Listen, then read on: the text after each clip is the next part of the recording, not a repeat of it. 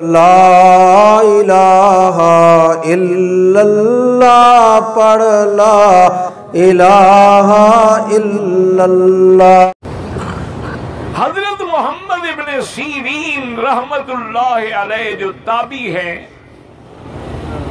وہ فرماتے ہیں میں طواف کر رہا تھا کہ میں نے دیکھا ایک آدمی اندھا ہے اور ہاتھوں سے بھی لولا ہے، لنگڑا ہے، اور طواف کر رہا ہے اور کہتا ہے اللہم اغفر لی وما اظن ان تغفر لی، اللہ میرے گناہ معاف کر دے لیکن مجھے گمان ہے آپ معاف نہیں کریں گے۔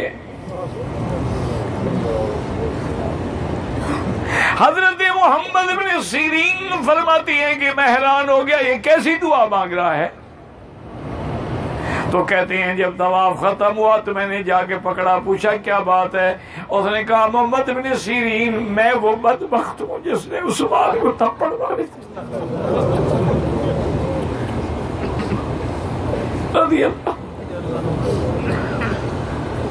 میں نے حضرت عثمان کے منہ پہ تماشے مارے تھے، اور بی بی نائلہ نے مجھے 3 بددعائیں دی تھیں۔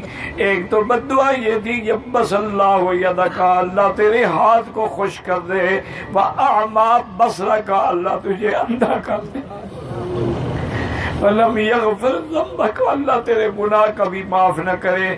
کہنے لگے 2 دعائیں تو بی بی کی پوری ہو گئی، میرا ہاتھ سوکھ چکا ہے، میں اندھا بھی ہو گیا ہوں، اور مجھے پتا ہے کہ تیسری دعا بھی ضرور قبول ہوگی، اللہ مجھے معاف نہیں کریں گے، اس لیے میں یہ دعا مانگ رہا تھا۔ اور یاد رکھیں برادران اسلام کہ حضرت عثمان کی شہادت کے بعد پورا عالم اسلام فتنے کا شکار ہو گیا،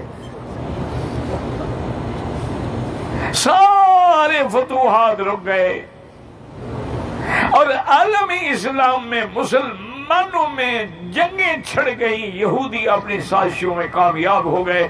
دعا کریں اللہ یہودیوں کی سازشوں کو ختم کرے، اللہ اس بلد الامین کی حفاظت فرمائے، اور اللہ پاکستان کو بھی یہود اور ہنود کی سازشوں سے محفوظ رکھے۔